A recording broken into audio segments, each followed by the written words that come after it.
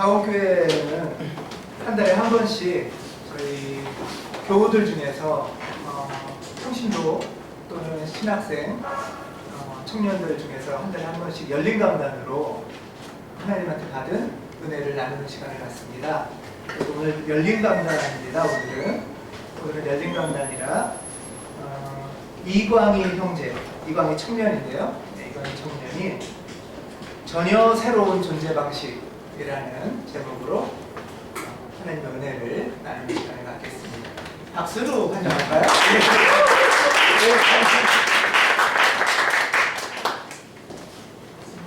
박수를 받으면서 등장하니까 할렐루야 이러면 나와야 될 것 같은데. 네, 감사합니다. 네, 촬영되는 거죠? 촬영되면 제가 먼저 시작하기 전에 사과를 드려야 될 분이 두 분이 계십니다. 첫 번째로 아래에서 수고하고 계시는 김광수 전도사님이시고요. 두 번째로는 저희 어머니이신데요. 사정은 이러합니다. 제가 이제 가온교회 오기 전에 이제 어머니가 미국에 계신데 어머니랑 같이 미국에서 조금 시간을 보내고 있었어요. 근데 광해 한국 가면 교회 어디 가냐? 그래서 저 가온교회라는 데 간다고 어머니가 거기 목사님 설교 좋냐고 물어보시는 거여서 너무 좋다고. 너무 좋다고. 그쵸? 좋잖아요. 네. 너무 좋다고. 아멘을 해야 되는데. 너무 좋다고 들어가서 볼 수 있다고, 카페에 들어가면 볼 수 있다고 해서 저희 카페를 같이 들어갔거든요. 설교 말씀 같이 듣자고 들어갔는데 공교롭게도 그때 김광수 전도사님 설교가 올라와서 있는 거예요. 그때. 근데 이제 저희 어머니가 이제 목사님 설교는 뒷전이고 김광수 전도사님 설교를 보는 거예요. 왜냐면 저희 어머니가 광수 전도사님 잘하거든요. 광수 설교한 거 있냐면서 그걸 들어갔거든요. 근데 시작하면서 광수 전도사님이 어떤 말을 하면서 시작했냐면 단추가 안 잠겨서 그 자기가 자기가 예의를 몰라서 그런 게 아니라 살 때문에 단추가 안 잠겨서 단추 풀고 이제 설교를 한다고 이제 그렇게 시작을 했었거든요. 그래서 그걸 보면서 엄마가 엄청 비웃으면서 너는 저러지 말아라 라고 얘기했었거든요. 다행히도 제가 큰 옷을 사서 그러진 않았는데 바지가 터져가지고 제가 광수 전사님 바지 빌려 입고 왔거든요. 그래가지고 이 기회를 이걸 기회 삼아 너는 그렇게 되지 말아라 말씀하셨던 어머니께 사죄의 말씀입니다. 그리고 어머니와 함께 비웃었던 김광수 전사님께 사죄의 말씀입니다. 네, 열린 강단입니다. 네, 강단도 열렸지만 또 열린 마음으로 여러분들께서 말씀을 함께 들어주셨으면 좋겠습니다. 성경에는 불안해하고 두려움에 사로잡힌 사람들에게 위로를 주는 말씀, 그리고 새로운 시작을 앞둔 사람들에게 용기를 주는 말씀들이 많이 있습니다. 그런 구절들 중에서 그리스도교 안팎에서 가장 많이 사랑받고 있는 구절이 욥기 8장 7절의 말씀일 것 같습니다. 개역 개정 성경으로 익숙한데요. 내 시작은 미약하였으나 내 나중은 심히 창대하리라. 너는 지금 약해 보이고 초라해 보이고 보잘것없어 보임. 너는 지금 찌질해 보이지만 결국에는 넌 대박 날 거야. 너는 성공할 거야. 라는 말씀으로 여기고 많은 도전과 용기를 얻는 구절이기도 합니다. 그러다 보니 개업을 하거나 사업을 시작할 때 멋있게 써져 있는 액자를 선물로 주고받고 하기도 하고 또 그 말씀을 가게에 딱 하고 걸어놓고 힘들 때마다 그 말씀을 보면서 아 그래 지금은 보잘것 없지만 잘 안 되지만 잘 될 거야 라는 믿음을 갖고 위로를 받곤 하곤 합니다. 이 약속이 얼마나 희망찬 말씀입니까? 이 약속이 있으면 사실 뭐가 두렵겠습니까? 지금의 불안과 지금의 약함과 지금의 부족함이 뭐가 문제가 되겠습니까? 앞으로 주님께서 엄청난 축복을 약속해 주셨는데 그런데 우리 가온교회 성도님들은 다 아실 것입니다. 말씀 안에서 말하고 있는 사람이 누구인지가 중요하다는 것을. 욥기 8장 7절의 말씀의 배경은 이러하죠. 이제 욥이 너무나도 괜찮은 사람이었어요. 사단이 이제 하나님께서 막 욥을 막 기뻐하셨어요. 의인이라고. 근데 이제 사단이 하나님한테 가서 그러죠. 그거 하나님께서 축복 많이 주셔서 그런 거라고. 이제 그거 다 빼버리면 별거 아니냐라고. 하나님이 그렇지 않다고. 욥 시험해 보라고. 그래서 사단이 이제 실컷 시험을 하죠. 자식들을 다 죽이고 재산들을 다 빼앗고 또 심지어 병까지 줘서 이제 병에 몸져 누워 있는 상태. 그때 이제 욥의 새 친구들이 찾아옵니다. 새 친구들이 병문안으로 온 거죠. 병문안을 와서 야, 괜찮냐? 힘들진 않냐? 뭐 도와줄 건 없냐? 뭐 이런 말을 하는 게 아니라 야, 너 지금 병져 누운 거 다 네 잘못 때문인 거야. 네 죄 때문에 그런 거야. 너 빨리 회개하지 않으면 더 큰 고난을 얻게 될 거야. 너 지금의 고난 시작에 불과해. 라는 말이 내 시작은 미약하였으나 끝은 창대하리라. 는 말이죠. 사실 그러면 이 말씀이 그런 의미라면 그 수많은 가게에 걸려있는 시작은 미약하였으나 끝은 창대하리라. 라는 말씀은 무슨 뜻이 될까요? 지금 화가 날리지만 앞으로는 예, 뭐 그런 얘기가 될 거예요. 뭐 지금 내가 이 가게를 여는데 빚을 2천만 원을 졌어. 별거 아니다. 앞으로는 20억도 될 거다. 뭐 이런 말이 될 수도 있는 거죠. 뭐 논리적으로 비약이지만 말이 안 되는 말씀이라는 것입니다. 이런 구절들이 많이 있습니다. 성경에는 꽤 많이 있고 또 우리가 그렇게 믿는 말씀들이 많이 있습니다. 한 구절만 읽어서 맥락과 전혀 상관없는 대로 믿고 있는 구절들이 많이 있습니다. 오늘 우리가 함께 나눈 말씀도 그런 말씀 중에 대표적인 구절로 저는 생각되어지는 구절인데요. 13절 내게 능력 주시는 자 안에서 모든 것을 할 수 있느니라 는 이 말씀. 이 구절은 마치 여러분들 그 광고 기억나세요 혹시? 불가능 그것은 아무것도 아니다. 메시 축구선수 리오넬 메시가 나와서 유성 매직 같은 거 들고 나와서 안녕 내 이름은 메시야 내 이야기를 들려줄게 하면서 막 자기 얘기를 하죠. 나는 성장 호르몬에 문제가 있다는 것을 알았어. 그래서 남들처럼 키가 크지 않았지. 하지만 나는 나만의 기술을 터득해서 다른 사람들보다 날쌔고 다른 사람들을 다 제껴버렸어. 불가능 그것은 아무것도 아니다 하면서 끝나는 광고 기억나세요? 아디다스 광고. 뭐 그런 자기 긍정 혹은 하면 된다 혹은 자기계발서의 중요한 얘기들이기도 한 내 안에 잠들어 있는 거인을 깨워라 같이 넌 할 수 있어 같은 그런 용기를 불어넣는 말씀처럼 보입니다. 그런데 이 구절은 제가 보기에 그런 의미로 사용되어서는 안 된다고 생각합니다. 사실 그 고백은 틀린 말은 아니죠. 하나님께서 능력 주시면 내가 능력 주시는 자 안에서 불가능한 것이 없다는 것은 틀린 말은 아니죠. 믿는 사람으로서 그렇게 생각하는데요. 적어도 바울이 빌립보서 4장 13절에서 하려는 의도는 그것이 아니겠다라는 생각을 해봅니다. 우선 오늘 본문은 바울이 감옥에 갇혔을 때 자신을 잊지 않고 기억하면서 후원금을 보내준 빌립보 교회에게 보내는 편지의 글이거든요.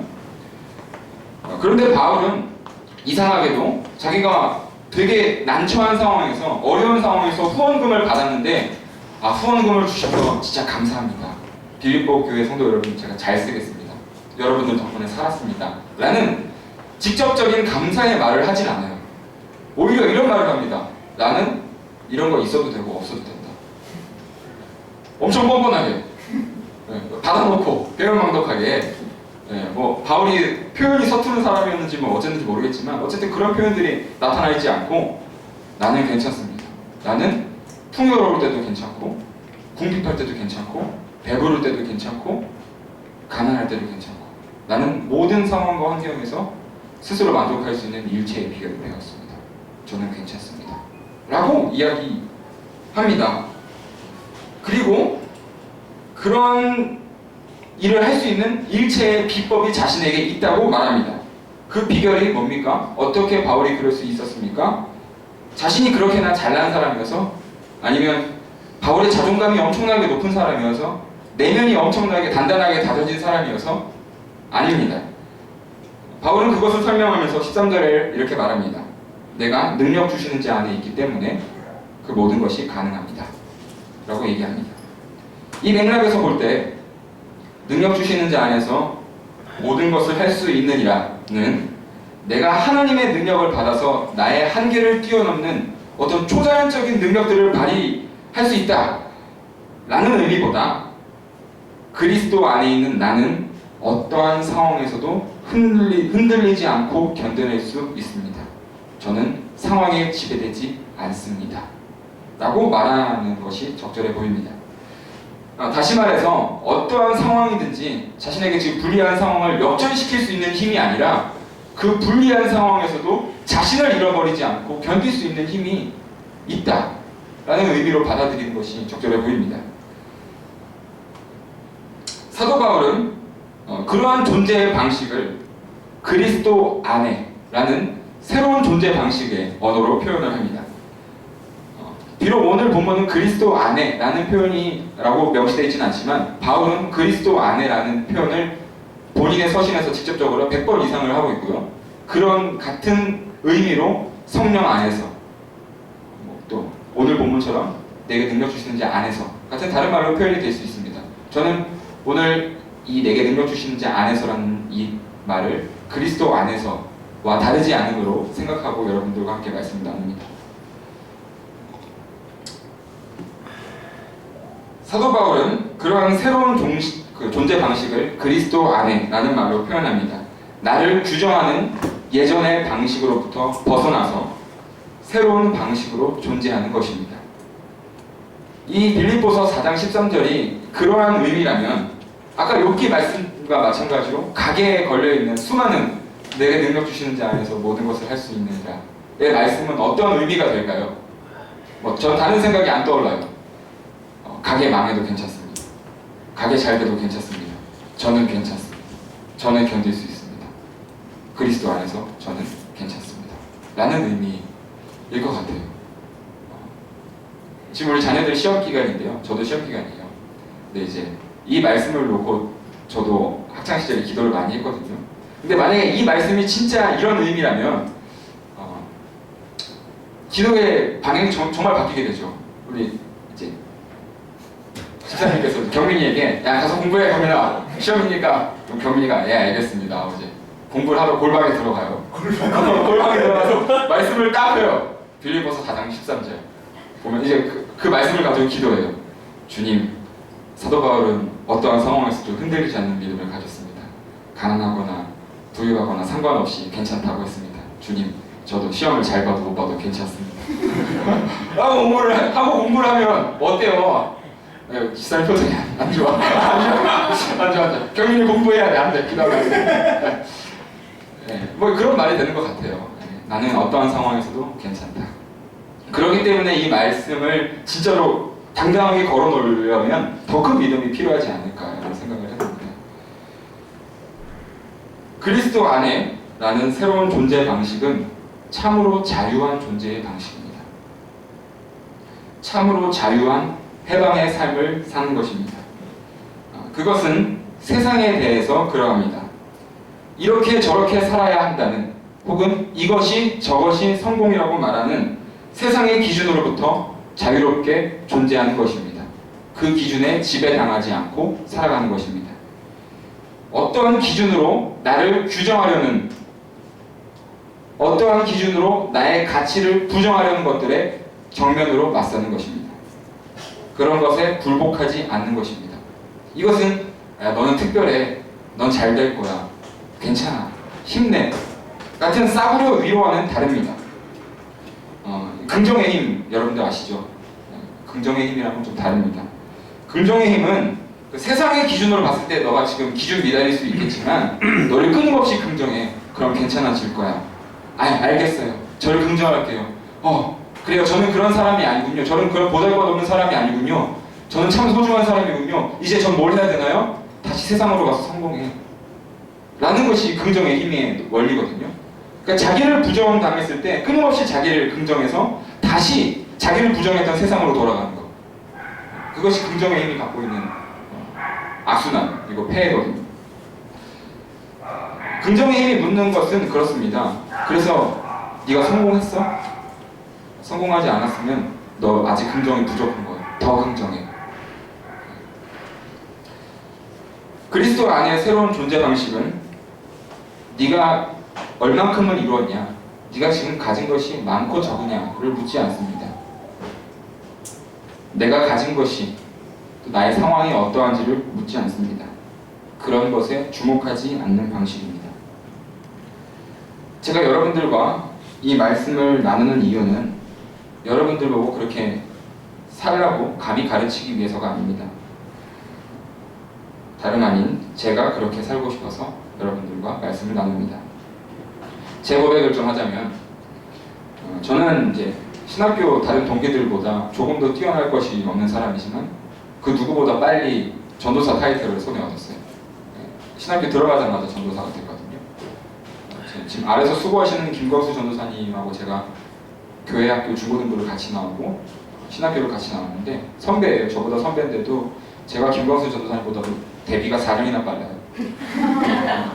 엄청 빨리 데뷔했어요. 이제 성인이 돼서부터는 늘 이제 전도사라는 이름으로 불렸거든요. 근데 어쨌든 경력이 좀 되다 보니까 뭐 잘하고 못하고 이 문제가 아니라 설교를 조금 다른 친구들보다 동년배보다 많이 해봤어요. 많이 해봤어요. 그리고 지금 제가 가온교회를 오면서 8개월 정도 설교를 쉬고 있는데 지금 쉬고 있는 8개월이 제가 여태까지 사역을 했던 기간 중에서 가장 오랜 설교의 공백 기간이에요. 이렇게 오래 쉬어본 적이 한 번도 없었는데 근데 이렇게 설교를 제가 쉬면서 말씀을 나누는 것을 쉬면서 그동안 내가 어떻게 설교를 해왔나를 좀 되돌아보는 시간이 좀 충분히 있었던 것 같아요. 그래서 좀 되돌아봤죠. 그런데 제가 그런 설교를 간혹 하더라고요. 특히 한 방이 필요할 때, 그러니까 수련회, 집회 이럴 때 애들 막 통성기도 시켜야 되는 그런 한 방이 필요한 기도회, 그럴 때 제가 그런 설교들을 좀 하더라고요. 다른 것 아닙니다. 내가 이렇게 얼마나 어린 시절을 힘들게 보냈는지, 그리고 하나님을 만나서 내가 어떻게 달라졌는지, 그리고 내가 그렇게 달라지면서 내 환경이 얼마나 좋아졌는지에 대한 전형적인 부흥사들의 간증 같은 그런 설교를 제가 한 방에 필요할 때는 늘 했더라고요. 근데 작년부터는 제가 이런 설교를 좀 의식적으로 자제해서 피하긴 했었는데요. 그런 설교들을 좀 자주 했던 것 같습니다. 아이들을 가르칠 때마다 하나님을 만나면 마치 인생이 풀릴 것처럼 자동으로 불안한 나의 삶의 조건들이 해결될 것처럼 아이들에게 설교를 했던 때가 있더라고요. 그런데 문제는 그 과정에서 제가 제 상황을 과장하거나 포장하는 경우가 있었더라고요. 솔직하지 못하게. 뭐 거짓말을 하진 않았어요. 그런데 실제 제가 경험했던 것보다, 제가 느꼈던 것보다 과장해서 얘기했었던 때가 있더라고요.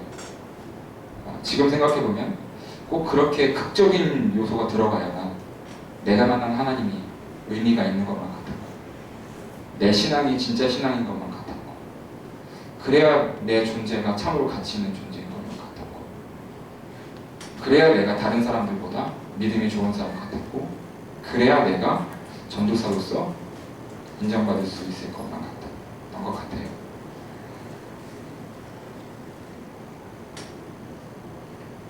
저는 이제 저 자신에 대해 더욱 솔직해지고 싶습니다. 더 이상 그런 포장과 과장을 저 스스로에게 하고 싶지 않습니다. 그렇게 꾸미지 않아도 괜찮은 삶이라고, 그렇게 꾸미지 않아도 나의 하나님은 좋은 하나님이라고 고백하고 싶습니다. 저는 이제 그렇게 가르치고 싶지 않습니다. 그렇게 살고 싶지도 않습니다. 상황에 얽매이는 믿음보다, 환경에 의해서만 증명되는 믿음보다 더 큰 믿음을 갖고 싶습니다. 나의 존재가 상황에 따라 평가가 되고 나의 믿음이 상황에 따라 흔들리는 것이 아니라, 오늘 말씀에서 바울이 그랬던 것처럼 그리스도 안에서 어떠한 상황이나 환경에서도 견고하게 흔들리지 않고 서 있는 존재가 되고 싶습니다. 제가 가진 것이, 제가 처한 것이 저를 흔들게 내버려 두고 싶지 않습니다. 그것들에게 지배되고 싶지 않습니다. 저는 지금보다 상황이 더 나빠지고 제가 가장 불행했던 순간으로 기억했었던 때보다 더 불행한 일이 저에게 닥친다 할지라도 그래도 나는 괜찮습니다 라고 말할 수 있는 의연함을 갖고 싶습니다. 이것은 더 나쁜 상황만을 대비해서 원하는 믿음이 아닙니다. 더 상황이 좋아졌을 때도 마찬가지입니다. 상황이 좋아져서 생기게 되는 알량한 우월감으로부터도 저는 해방되고 싶습니다. 그런 알량한 우월감에도 지배되고 싶지 않습니다. 흔들리는 상황에 맞춰 우월감과 열등감이 오르락 내리는 롤러코스터 인생이 되고 싶지 않습니다. 저희 아버지께서는 교회를 안 다니시는데요. 아버지가 저에게 한 가지 조언을 해주셨어요. 네가 목사가 되거든 꼭 이것은 지켜라. 아버지가 해주신 유일한 조언이기 때문에 제가 새겨 듣고 있는 조언인데요. 설교할 때 인생 얘기하지 마라. 인생 얘기 절대 하지 마. 네가 인마 인생을 뭐라고. 그때 20살 때 들었거든요. 20살이. 지금도 저 그 조언은 되게 유효하다고 생각해요. 아직 뭐 29살밖에 안 됐는데 30년 인생 가지고 뭐 인생을 뭘 알겠어요. 그런데 그런 유혹이 있어요. 이 자리에 서면 마치 인생을 모든 통째를 꿰뚫고 있어야 될 것만 같은 부담감, 그런 책임감 혹은 그런 유혹들이 꼭 그리고 그렇게 얘기해줘야 될 것만 같은 유혹과 막 그런 부담이 있어요. 근데 저는 일단 그것으로부터 더 자유롭고 싶은데요. 그런데 저같이 인생을 모르는 사람들도 짧은 삶의 경험으로 축적되어 있는 인생의 질이라고 얘기하면 좀 그렇고 뭐라고 해야 될까요? 아무튼 그런 것들이 있어요. 그건 뭐냐면 단순해요. 유아가 알 수도 몰라요. 인생이라는 게 항상 좋은 일만 있다는 건 아닌 거. 나쁜 일도 있다는 거. 그리고 좋다가도 나빠지고 나쁘다가도 좋아지고 그 순서가 없다는 거. 그리고 항상 그렇지만은 않다는 거. 불행과 행복이 서로 입을 맞추고 꼬리에 꼬리를 물고 뒤엉켜 있다는 거. 그거는 뭐 오래 살지 않아도 충분히 알 수 있는 인생의 한 면인 것 같습니다. 저는 상황에서 외줄타기 하며 불안한 존재의 방식으로 사는 것보다 사도 바울처럼 그리스도 안에 라는 전혀 새로운 존재 방식으로 살기를 선택하고 싶습니다. 이것은 제가 우리 김유일 집사님께 배운 건데요. 불트만이 말하는 거듭남의 정의와 맥을 같이 합니다. 불트만은 이런 말을 했습니다. 잘 들어보시기 바랍니다. 거듭남이란 자신의 근본을 망각하지 않은 채 자신을 이해하고 헛된 일로부터 더 이상 괴롭힘을 당하지 않는 존재의 방식. 한 번 더 읽어볼게요. 거듭남이란 자신의 근본을 망각하지 않은 채 자신을 이해하고 헛된 일로부터 더 이상 괴롭힘을 당하지 않는 존재의 방식. 저는 그런 존재 방식으로 살고 싶습니다. 그런 새로운 존재 방식으로 살아가고 싶습니다. 그리고 저는 그렇게 새로운 존재 방식으로 살아가는 사람들의 공동체, 곧 새로운 존재 방식의 교회를 꿈꿉니다. 새로운 존재 방식을 공유하는 공동체는 저의 꿈뿐만이 아니라 바울의 꿈이기도 합니다. 바울은 아까 말씀드린 대로 그리스도 안에라는 말을 100번을 넘게 썼는데요. 대부분은 공동체의 상황과 연결되어져 있을 때 사용했습니다. 오늘 여러분들과 저희가 함께 교동문으로 나눈 본문도 바울의 본문인데요. 바울은 말합니다. 유대 사람도 그리스 사람도 없으며 종도 자유인도 없으며 남자와 여자가 없습니다. 여러분 모두가 그리스도 예수 안에서 하나이기 때문입니다. 라고 바울은 말합니다. 바울의 이 선포에는 갈라디아 공동체의 구체적인 맥락이 있습니다. 할례를 주제로 한 갈등인데요. 핵심적으로는 그 공동체의 그 상황은 무엇이었냐면 유대인이면서 자유인이면서 남자인 사람이 갑이 되어서 횡포를 부리고 있었던 상황이에요. 그런 갈등이 있었던 공동체의 맥락이 있습니다. 이 중에 하나라도 결격 사유가 생기면 을이 돼버리는 그런 상황, 그런 위기, 그런 갈등 상황이 있습니다. 남자가 아니거나 자유인이 아니거나 유대인이 아니거나 이 셋 중에 하나만 결격 사유가 생겨도 을이 되어버려서 공동체에서 부정당하고 소외당하고 차별받던 그런 갈등의 상황에서 바울이 얘기하는 것입니다. 세 가지 조건을 모두 충족시켜야 하는 의인이고 그 존재가 긍정되는, 그리고 그것이 율법이라는 이름으로 그러한 차별과 폭력이 정당화되고 있었던 상황이었습니다. 사도 바울은 이러한 갈라디아 공동체의 분위기에 정면으로 반대합니다. 우리 존재는 그런 것으로 규정되지 않습니다.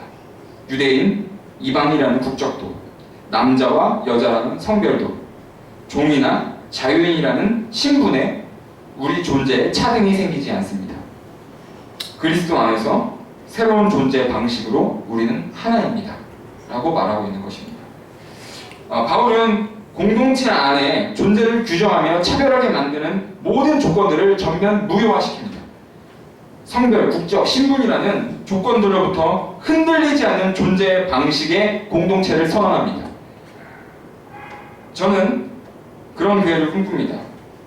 우리 공동체에서는 성별도, 국적도, 재산도, 학력도, 외모도, 어떠한 상황이나 조건이나 그런 것들이 우리 서로를 대할 때 우리를 흔드는 요소가 되지 않았으면 좋겠습니다. 있는 그대로를 서로가 변함없이 긍정해주는, 있는 그대로를 서로가 지지해주는 그런 교회를 꿈꿉니다. 저는 가원교회에 온 지 4개월밖에 되지 않았습니다. 새내기죠. 네. 가원교회 하지만 4개월밖에 안 됐지만 저는 가원교회 교인으로서의 대단한 자부심이 있어요. 여러분들도 그 자부심이 있을 거라 생각합니다. 우리 가운데에 계신 가원 하나님을 함께 모시고 서로의 사랑이 서로를 지지하며 견인하는 그 움직임에 저는 자부심을 갖고 있습니다. 저는 우리 가원교회가 새로운 존재 방식으로 서가는 교회라고 생각하고 있습니다.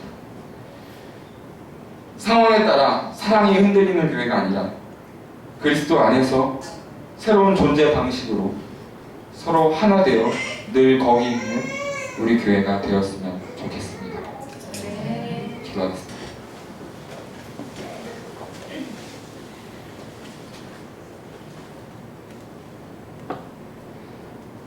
고마우신 하나님, 참으로 감사합니다.